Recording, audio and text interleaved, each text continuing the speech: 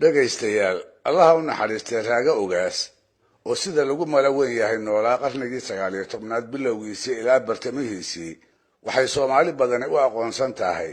hormuudka dhaxalkooda maanso inuu yahay. tilmaantaas waxaa siiyay lafagurayaashii hore ee maansadeena raggii awoodda dheeraadka ah u lahaa kala saaridda maansayahanada ee kala hormarintooda looga dambayn jiray. sidaa darteed tilmaanta hormuudnimo ee raage waxay ka mid noqotay arrimaha aan waana cidina muranka gelin ee sida weyn taariikhda suugaanteena ugu xusan. annaguna haddaanu nahay lafagurayaasha xilliyadan inaan kuwaa hore ku raacna ha joogtee wax kala nooma eka. sababtuna waxay tahay marka hore annaga oo ku kalsoon siday dhagihii hore ee Soomaalidu u kala garan ogaayeen gabyaaga iyo gabya iska yeelka, iyo marka labaad maansadiisa inta naga soo gaadhay oo muujinaysa inuu ahaa hal abuur ay maansa curintu aad ugu fududayd oo awood u lahaa erey waliba halka uu ku habboon yahay inuu ku hubsado. hal abuur ujeedooyinka maansa dooran ogaa kana salgaari ogaa. hal abuur tuducyada maansadiisa ilaa maanta lagu halqabsado oo ay Soomaalidu ku maahmaahdo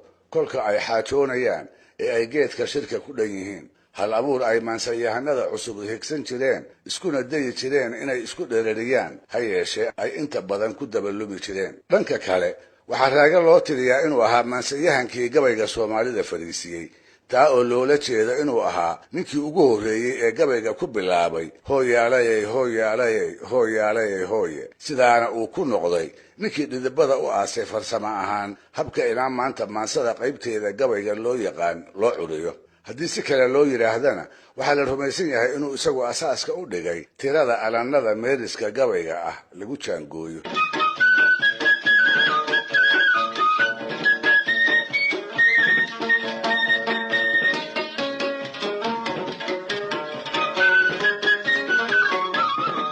maansada tirada yar ee raaga naga soo gaadhay waxay u badan tahay ujeeddada tilmaanta, haddii ay tahay tilmaan faras, haddii ay tahay tilmaan tiiraanyo, iyo haddii ay tahay tilmaanta murugada geerida sokeeye ay nafta aadanaha ku soo kordhiso. malahayga Soomaali badan ee maqashay isaga oo faraskiisii walhad geeraar qurux badan ku tilmaamaya, isaga oo tilmaamaya siduu uga tiiraanyooday geerida afadiisii uu isagu Faadumo ila biyale ula baxay ee uu aarku ka cunay, iyo isaga oo u baroor diiqaya walaalkii ugaas Xuseen ugaas Warfaa oo si kadis ah iilashadiisii loogu soo warramay. tixdii uu dhacdada ka mariyeyna aan jeer hore halkan idinka maqashiyey. waxse Soomaalida dhexdeeda aan aad ugu faafin waa gabay gaaban oo isna tilmaan ah kuna saabsan boqorka dugaagga ee aynu libaaxa u naqaan. libaaxu wuxuu Soomaalida u yahay astaanta xoogga, geesinimada iyo buruudka. ninka dhiiran ee goobaha dagaalka ka sheegan, ninka aan halista ka waaban ee warmaha ku soo ganan shafka u dhigta,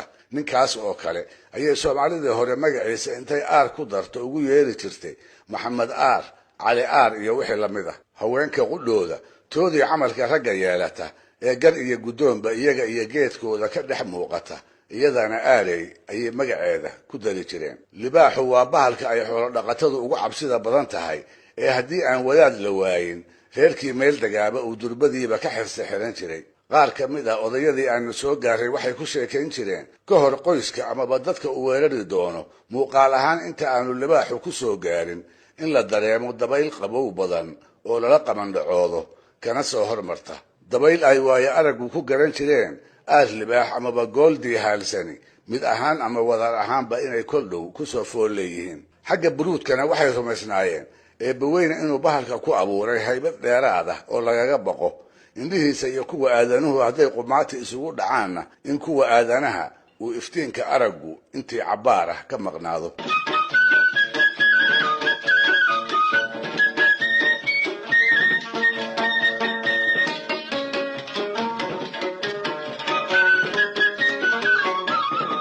sidaasoo ay tahayna waxaa laga warhayaa degaamada Soomaalida qaarkood inay ka jireen rag habeen madow uu libaax u soo dhacay oo dad ka qaaday ama xoolo ka laayay, dabadeedna aarsi u qalab qaatayoo waa berigii inta raadkiisii qaaday barqankii ka kor dhacay isaga oo baruurtii xalay la idaadsan oo geed harac ah gadi cad u jiifa. halkaas baa fooda la isdadi jiray. inkastoo in la rumaysto ay adag tahayna waxaa la wariyaa marmar ninkii ceelka qabay inuu adkaan jiray oo libaaxa goobtaa ku dili jiray. nin ka tegey oo fool adeegii tiirinimo isku darsaday ayaa kolley hawshaa biimada ah u bareeri jiray dabadeedna waa haddaan tiisii ku geline wuxuu mudnaan u lahaan jiray ammaanta iyo aqoonsiga bulshadii uu ku dhex noolaa inta la isu tilmaamo oo farta la isugu fiiqo ayaa la odhan jiray kaas ma aragtaa waa ninkii dayr hebla libaaxa meel heble ku dilay markuu geela ka laayey mar walbase ma ahayne taa oo kale kolkol dhif ah ayay dhici jirtay inta badan waa la aqoonsanaa ba'naanta libaaxa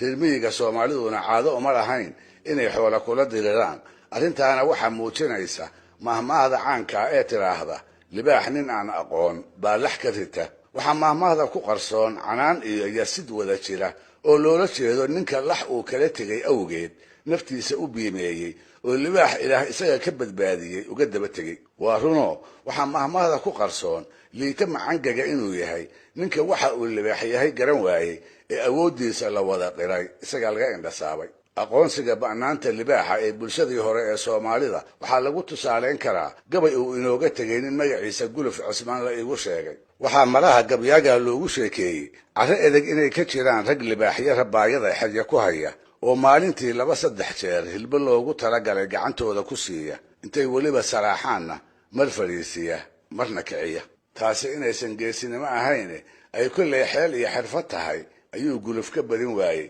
kadib markuu warkii la amankaagay tix gaaban ayuu kolkaa tiriyey wuxuu yidhi xidigaha ninkii kala yaqaan iga xisaab roone nin xeraystay geel xero ka badan xoola iga roone ninka xarafka xaashida ku dhigi iga xuduud roone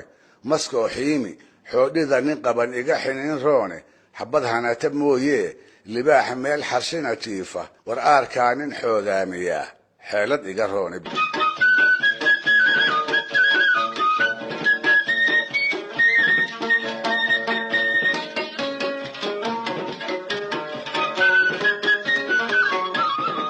libaax nin aan aqoon baa lax ka rita ayay soomaalidu ku soo koobtay fikradda ay bahalkaa ka qabta iyo sida ay u aragto raaga ogaasna wax kale ma yeeline aragtidaa iyada ah ayuu si qurux badan ugu sheegay 4 meelis oo gabay ah uuna ku helay qiimaynta soomaalidii la xilliga ahayd iyo kuwa xilliyada dambe dirkaba wuxuu raaga 4 meelis ku sheegay tilmaan kasta oo uu libaaxu leeyahay muuqaal ooga haddii ay tahay iyo haddii ay tahay falaadyadiisa iyo aadanaha markaa ay kulmaan dareemadiisa argagaxa ay ku dhaliyaan wuxuu xusayaa codkiisa hinraaga loo yaqaan ee marka uu maqlo ay ruuxa baqdin oo idili isugu timaado muuqiisa markii indhaha lagu dhufto cagaha wax laga daya iyo weerarkiisa lagama kabtaanka ah ee uu ku qaado meesiyada la shafeecsado xoolo dhaqataduna ay dabadeed si xun ugu cayrowdo indhihiisa gudgududan ee aan dhugashada loo dhammayn karin hadduu xataa xagaagii hore ahaa raadkiisa markii la kor yimaado laga gariiro cidiyihiisa afka badan ee wixii malagood galo uu ku soo haabto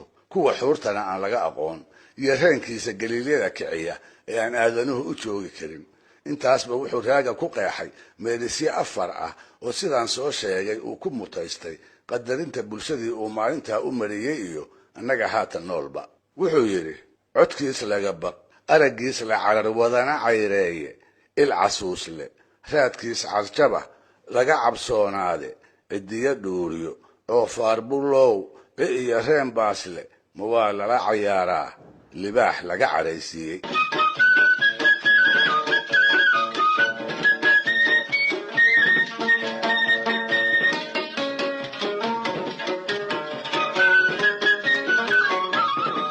su-aasha uu raaga tixda ku idleeyey ee jawaabteeda la inaga sugayaa kolley waa maya maxaa yeelay libaax cadhaysane guuldarrada uu dad iyo dunyaba u geysan karaa waa wax aan ruuxna ka daahnayn oo soomaalida raacatada ahina ay waaye aragnimadeeda ku hubsatay